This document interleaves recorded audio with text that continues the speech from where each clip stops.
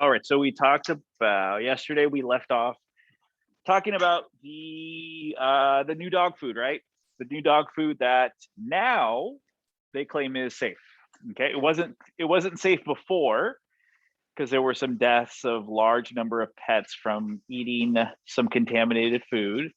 Now they say, okay, we've made the changes. The food is safe, but before they can legally put it back on the shelves, they have to go through a process of proving that it is safe. Okay. One way of doing that, or the way of doing that, is called a well-designed experiment. Okay. So we talked about what the treatments would be. The treatments would be the new food, right? That is safe. That the new food that they say is safe.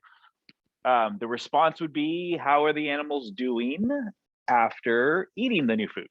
Okay, how are they doing? How are they doing compared to a control group? Okay.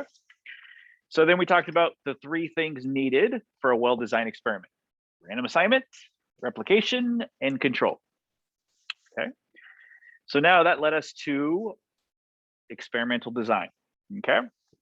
Okay, so this is an experiment that's already been designed. Okay, so we're going to look at one that's already been designed, and then we're going to do one on our own. All right. So a group of 32 dog owners have volunteered their pets for this experimental study. Why? I have no idea why, but they have volunteered their pets for this study. Okay. I'm sure there's some financial incentive, but still, I certainly would do that I wouldn't do that to my dog, but they did. Okay. Explain how you would carry out a completely randomized experiment. Okay. Completely randomized experiment to see if the new food is safe for dogs to eat. The dogs will eat the assigned food for a period of 6 weeks. So it has to be throughout 6 weeks. Okay. So if you look on the next one, this is part one of the experiment. The first thing you need to do for an experiment is outline it, draw out a map. Okay, draw out a map and label it. Okay, so their map looks like this. They started with the 32. Remember, these are volunteers, right? So how do we get around voluntary response bias? These guys are volunteers. They weren't forced to do it. 32 people said, I'll volunteer my dog. How do we get around voluntary response though? Exactly, the random assignment. Random assignment. Okay, there's two random assignments. One group goes to the treatment. They actually get the new dog food. They're the only ones who have the new food. Another random assignment, another group two, gets dogs eat safe food. It's food that they know is safe. It's food that's been tested and they know is safe. Okay. At the end, they are going to compare the health of the dogs. A veterinarian will come in and see if how the health of the dog is doing. If these two are pretty much the same, then you're like, the food's safe. If you're seeing something, if you're seeing some differences in health, has to be the food, because everything else has been, we don't want any lurking variables. So one way we get around lurking variables, like, for example, a lurking variable could be other things that might affect the health. What are other things that might affect health of animals, of pets? Allergies, right? Allergies. What are other things? What are other things that could affect their health? Yes, exercise, right? Dogs that don't exercise tend to be unhealthy as they get older. What are other things? Other things they put in their body, yeah. Dogs eat a lot of stuff, whether they're supposed to or whether they're not supposed to. So some dogs get into a lot of things that could affect their health. History, just like we have family history, right? If your blood relation has, disease history, we are more susceptible to those diseases, right? It's the same thing for humans as is dogs, right? So there could be some dogs are more apt to, you know, their hip joints, bigger dogs, their hips give out because they're bigger dogs. There's different things, right? So how do we get around all of those things and focus just on the food? How do we get around all of those things? It's true. Dogs have allergies. Dogs eat stuff they're not supposed to. Bad stuff, bad diets. They have history, family history of, you know, diseases. Some might not even, some of the 32 might not even be healthy. I'm not sure I understand. Thank you. Some of the 32 might not be even healthy, right? They might be older dogs. But they still, right? Even if a healthy older dog is not as healthy as a healthy younger dog, right? So how do we know that all the healthy dogs aren't going to go over here, or all the unhealthy dogs are going to go over here? How do we know there's not going to be, how do we know there's going to be a representation that's similar, homogeneous? Not necessarily that. Something we've actually just talked about.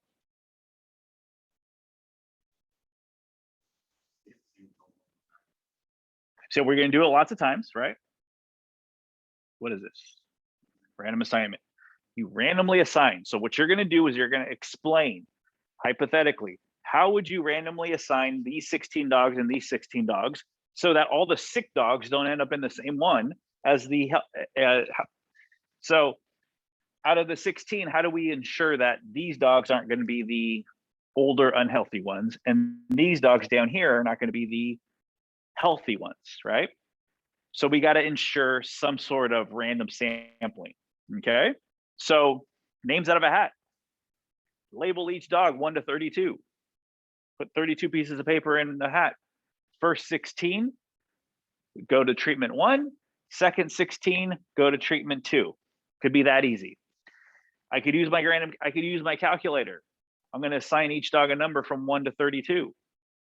In my calculator, the first 16 I generate are going to go into one group treatment 1. The next 16 are going to go into treatment 2. That's an explanation. Give each dog a number from 0, 1 to 32. Go to my random digits, my table of random digits that you guys have, that pink sheet. Start with line 101. First 16 dogs that get picked, go here. Second 16, go here. Something like that. You just have to be able to explain it so that if someone reads it, oh, that's random. Okay, that's not, you didn't choose, right? The first 16 dogs that came in, I put in this group. The second 16 dogs I put in, that's not going to work. That's not random. Okay, so using a simple random sample, explain that. Okay, explain where anywhere there's random assignment. Okay, that's randomization. Replication. How do we explain replication here? Well, what is replication? We talked about that. What is replication focus on? There you go. Replicate it as many times as possible, right? So how many times are we replicating this experiment? So we're doing each dog for 6 weeks. How many dogs are in each group? 16 dogs are in each group, right? So this thing is being done 16 times for treatment 1 and 16 times for treatment 2. Okay, that's replication. Control. So for control, we need to talk about a control group. So which one would be the control group here? Number 2, yeah. Why would number 2 be the control group? Nothing out of the ordinary is going to happen here. Now, will there be some dogs here who after 6 weeks go down in health? Why will that be? Other factors, right? Other factors that normally happen after 6 weeks, right? But on the average, nothing's going to happen because of the food, right? So that's our group or comparison group, sometimes it's called. This is our treatment group, right? So sometimes you, like most of the time, you won't put treatment group, you'll just put control group, okay? Because it's really just one treatment. The one treatment is the food they're eating, the new food, okay? So you would explain that, okay? Who's there and who's there, you would explain that, and then you would also explain the response. What's the response? There you go. The health of the dogs, we're going to compare, make sure comparison, because you're comparing this group and this group, we're going to compare the health of the dogs evaluated by a veterinarian. Okay.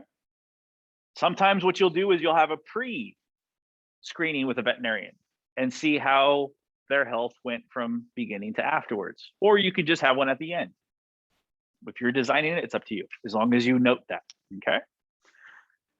So what we just talked about right there is what you would have on your paper, like this. So you would have randomization,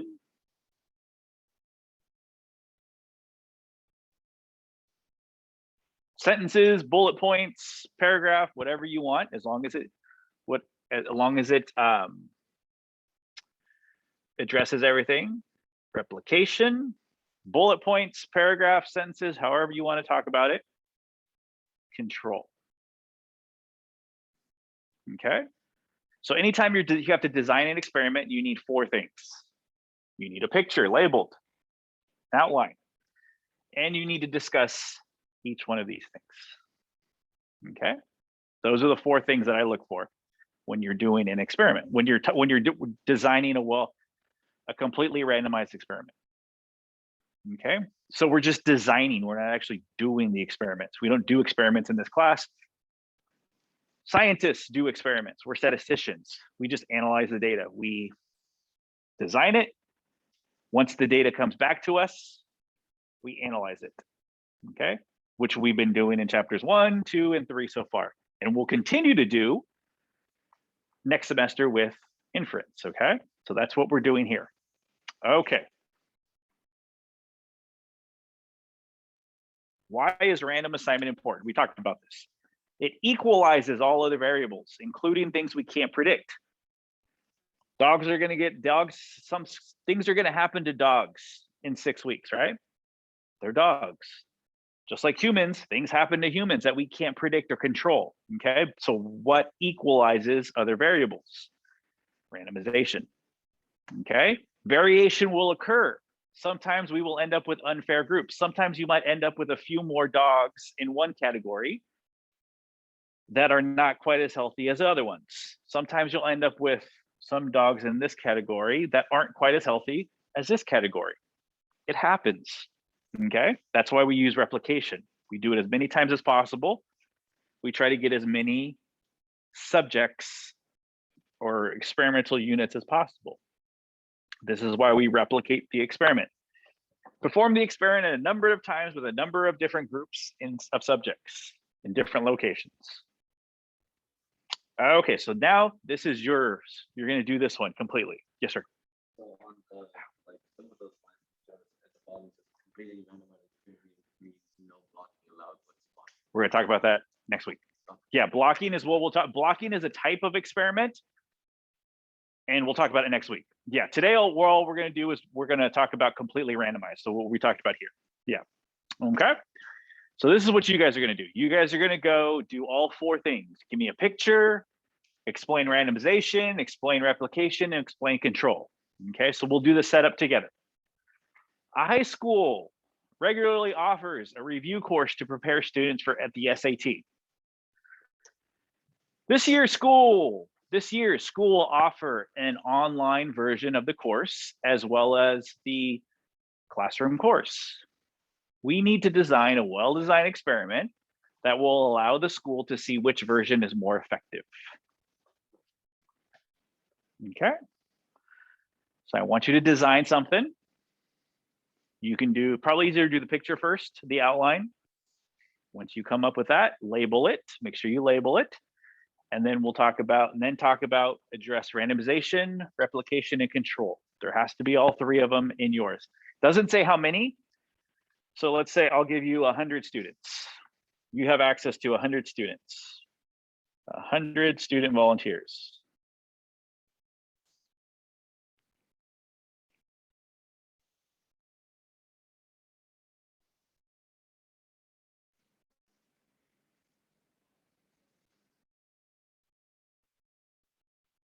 Okay, so I'll give you about 5-10 minutes to do that. You can use scratch paper if you want, if you don't have room, or on the back page, on the last page, I think there's plenty of room to do that there. Okay, do what you can, and then we'll talk about it once you've done.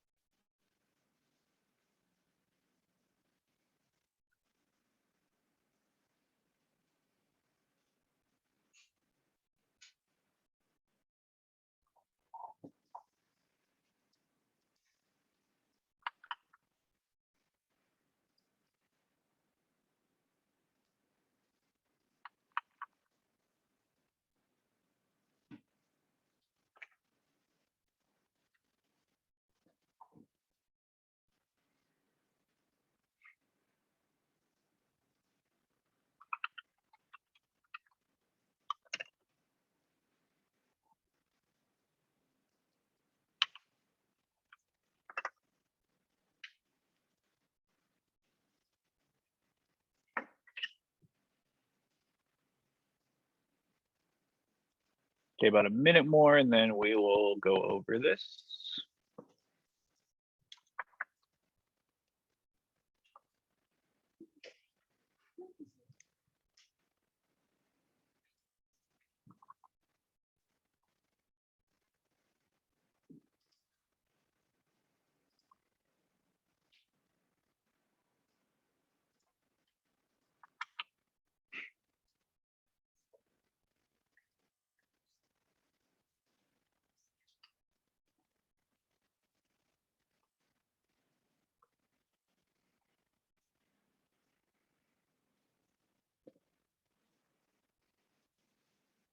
All right, so high school offers a regular review course. So this high school offers a review course to prepare students for their SAT.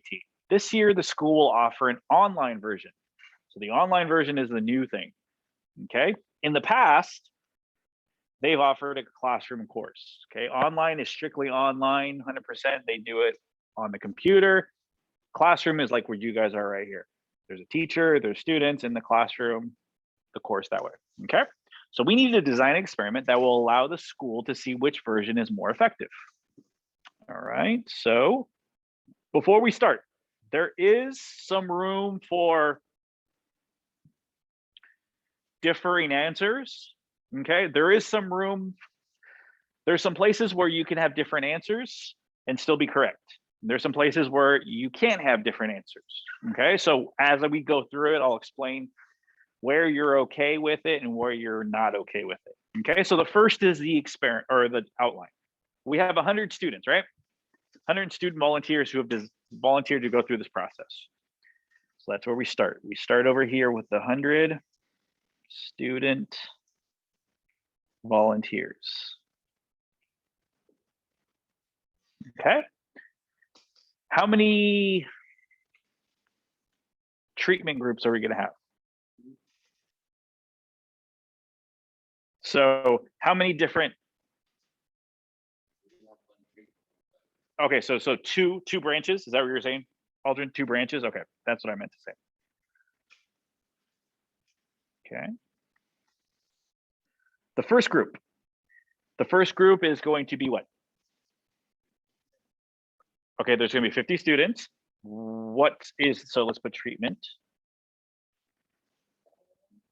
So that'll be online class. In the online class, we're going to have 50 students. That's all you have to have.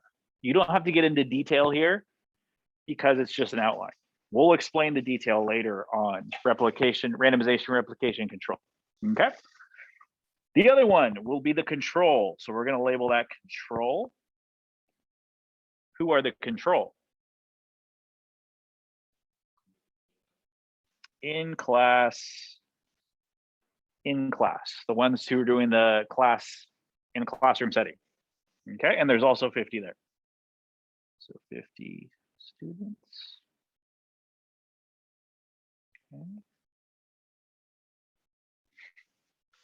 Okay.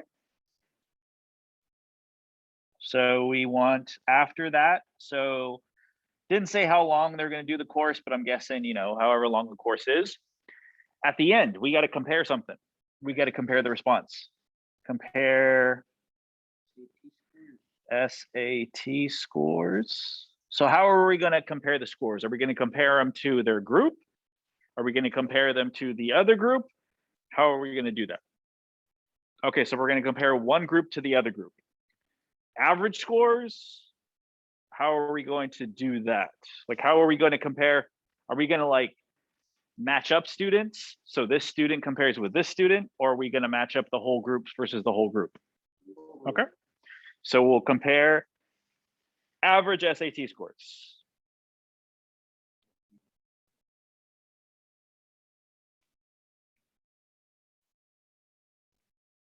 Okay. Average SAT scores. So we'll take one average. So we'll compare 2 numbers. This group, treatment group, SAT score, average with the control group. Okay, easy to compare. And then we'll see what's the average plus or minus, right? Good. We missed one thing. What did we forget? Yeah. Random assignment, right? We don't have to explain right now, but what we have to do is note where it takes place. So where does it take place on this? Where does random assignment happen? Before they get to the treatment group or the control group, right? So we have to put random assignment. So you can put random assignment or you can just put RA. You have to note that in there because that says they don't have any control over whether they want to do the online class or the in class. They don't have any control,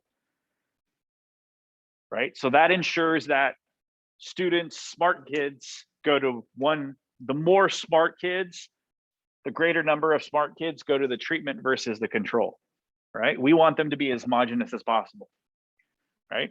If there's 15 A students in this group, we're hoping that 15 and 50, you know, if there's 30 out of the 100, if there's 30 students that are A students, straight A students, we hope that half would go here and half would go there. Now, is that going to happen?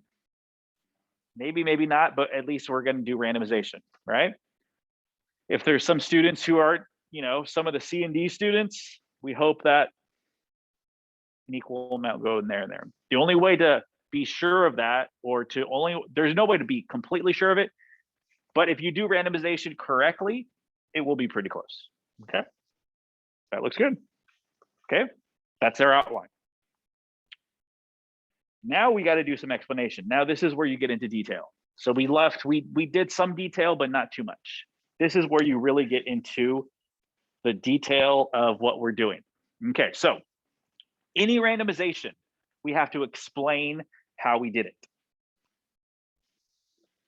So there was only randomization here and here, right? There was only randomization, random assignment, random assignment. So we have to describe in words, how did we know which 50 would go here and which 50 would go here? Now, here is some room for differing answers.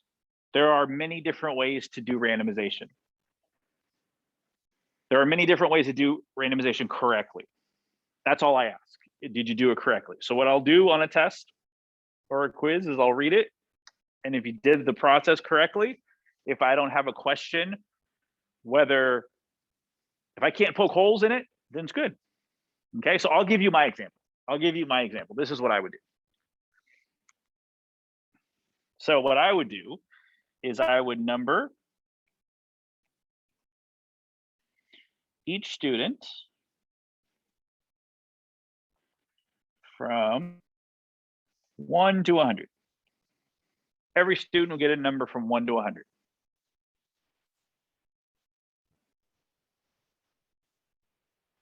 Okay. After I did that, I would use a random number generator or a calculator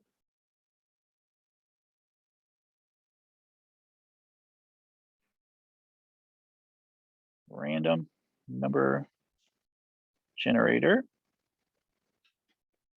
to randomly select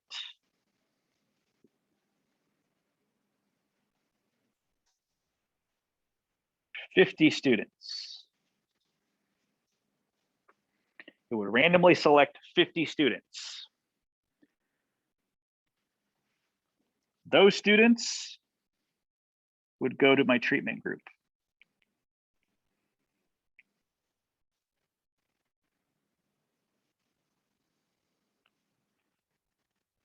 $50 not selected would go into my control group.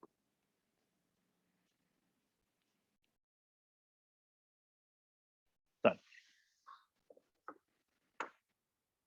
Now, is there any way in that process that I wrote down that you could say, no, there was a human choice there?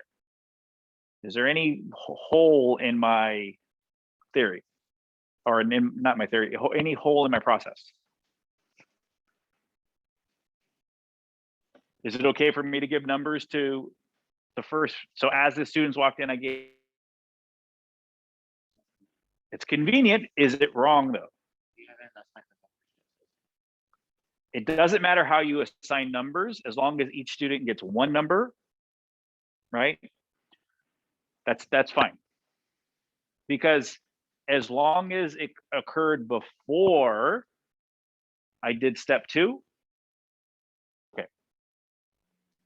Remember, these 50 are volunteers, right? They're volunteers.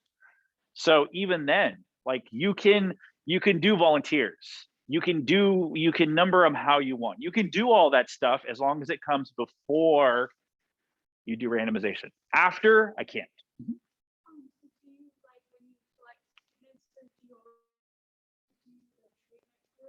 No, there's different ways. That's a great question. There's different ways. I've seen it where you select one at a time. First student I select goes to the treatment group. Second student I select goes to the control group. Third goes to treatment.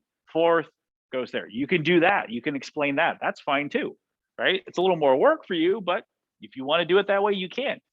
Or if you want to go the first 50, go to the control, and the next 50 go to the treatment, that's okay too. Okay, as long as you explain it in your randomization, you're good. Okay. Now, if I was doing this with a random number chart, the pink random number chart, if I was doing it with that, right? Sometimes they want you to use, sometimes they'll say to pick your 50, we want you to use the random number chart. You got to use it. Okay. So if I was going to use the random number chart, I have one in here. Mine's green, but same thing. I would have to be a little more detailed, right? I would have to be a little more detailed. So let me get another paper here. So if I was going to do it that way, randomization.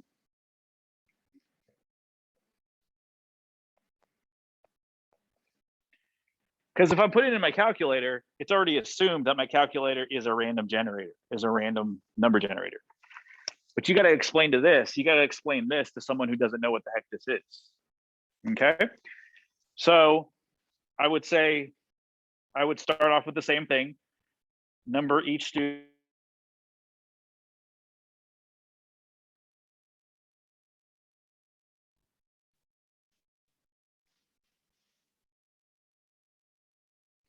Number each student from 0 to 100. If I was using the random number chart though, I probably wouldn't go 0 to 100. I would go 0, 1 to 99. Why would I do that? So that you can always just pick the first 2 numbers. 2 digits at a time. Yep. 2 digits at a time. All right. Okay. You would say where you start at. They'll always tell you where to start. If they want you to use the chart, they'll always tell you. So I would say I would start at line 101, if that's where they want me to start. Mm-hmm. Yep, you're right. Okay. Start at line 101 or line wherever. I'll just leave this blank. Wherever they want you to start. Okay. I would go 2 digits at a time.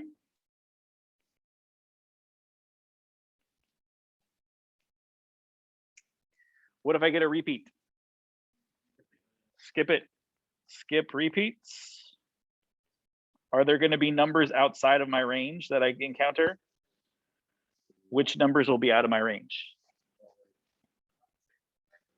There will be none. So if there were numbers outside of the range, I would put skip numbers outside of range, but there are going to be none. Okay. And then I would say, however you want to decide. First 50 selected. Go to treatment group.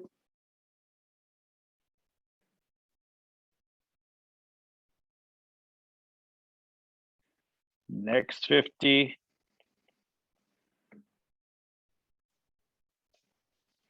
Control group. Right. I'm a little more detailed there. Okay, because I'm explaining the process of going this way. So it just depends on what they want in the problem. They didn't state in our problem that they wanted us to do it a certain way. So that's why I did random number generator. It's easier that way. But again, if you need to use the chart, explain. Okay, what are you going to number yours from? 0, 0 to 99, 0, 1 to 50. What are you numbering them from? Okay, and then start at line wherever you're going to start, wherever they tell you. How many digits at a time? What are you going to do with the repeats? What are you going to do with the numbers outside the range? What are you going to do as you select them? Okay, that's what they want to know. So there's a little more detail to that one. Okay. So replication. What do we put for replication? What was replication again? Replicating the experiment, right? Replication, where was it? Right here. Nope, right here.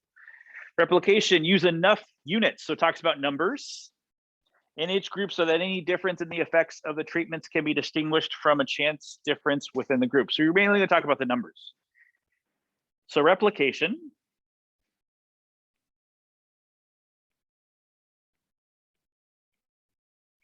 Replication. Experiment.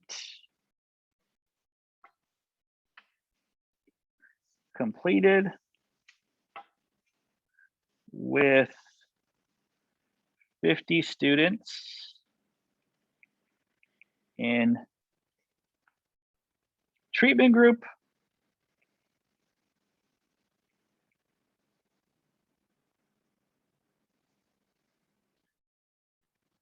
and 50 students in control group. 50 students, so you're just talking about numbers. Now we're only doing this experiment once, right? The kids are only taking the class once. If they were taking it more than one time, then we would explain. Students are going to take it 2 sessions, 3 sessions, because that's more times I'm completing the experiment, right? But they're only taking it once, so we don't have to put that. So if they were going to take 2 sessions, we would say, because that's double the amount of times. Okay. Last one is control. Control.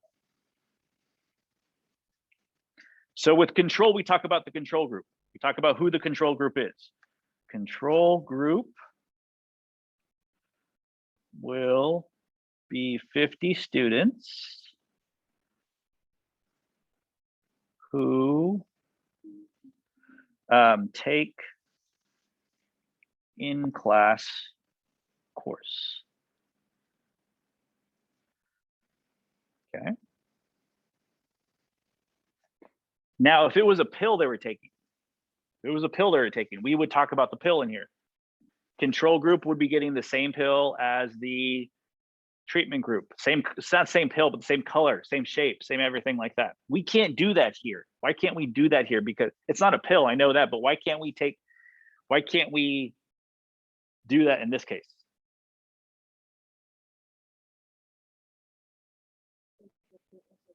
The treatments are completely different. I can't convince someone that they're taking an online course. I can't convince someone that, hey, this is in class when they're doing it online, right? So there's no use in camouflaging anything.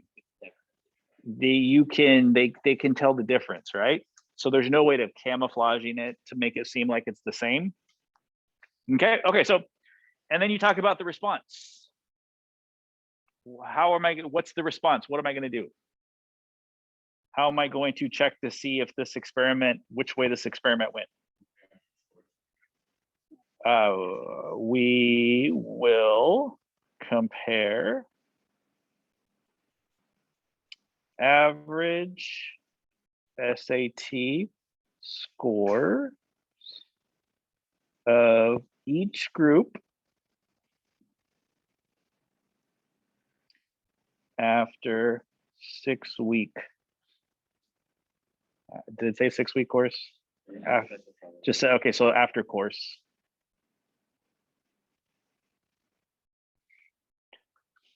Some groups, I remember last year, maybe the year before, maybe the year before that, one of my students groups, they wanted to test the kids before and after. They wanted to show everyone who's taking each course, take the SAT before this course, and then take it after this course. And then they wanted to compare themselves. right? They did it that way. You guys chose to do it a different way. That's fine. Okay, that's fine. That's what I'm saying. There's wiggle room there. They wanted to said, okay, we're going to have the students take the course, take the SAT before they take the course. They'll get their score. And then after the course, we'll have them take the SAT again. And then student A and student A will compare to see if they went up, they went down, they stayed the same. So they were comparing them to themselves. That's an option too. Okay, but this is also another option. It's fine. Okay, done. That's what we need. Okay, those are the things that we need for that. All right, okay, we got 10 minutes or so. Here, let me give you another one. So now that you've seen one, we did one together. Let me give you one last one.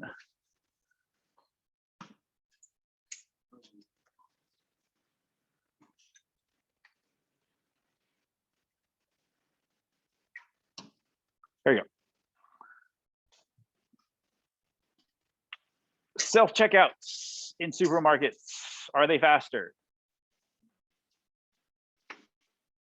So you believe that the self-checkout is faster. The experimental setup, there are two types of supermarket checkouts available. One is a checkout, one has a cashier. One is a self-checkout, one is a cashier. You get 200 people to go through it. 100 men and 100 women with different order sizes. Design an experiment that would check that would answer the question of, are self-checkouts faster? Okay, do the 4 steps.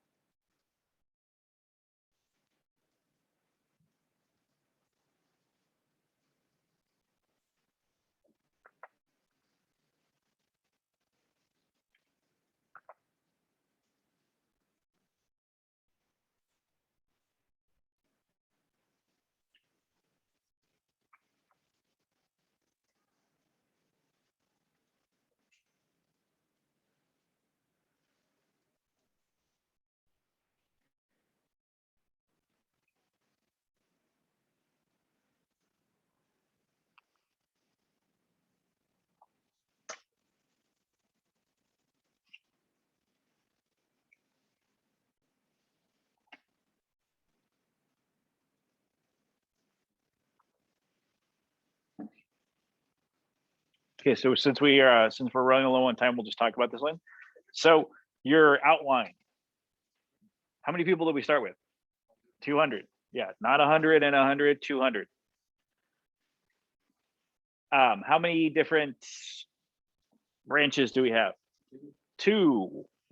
Treatment group is what? Is who? Checkout. Self-checkout is treatment group 1. Treatment group 2 is the control group, which is cashier, right? How are we going to, what's the response going to be? That works. Compare average times. Compare average times for as a group or individual? As a group, okay. Compare average time, because I'm guessing it's 100 and 100, right? You guys did 100 and 100. Okay. Compare average times for the groups to see who's quicker. Good, that works. Random assignment. It's. I know what you guys are saying, but it's.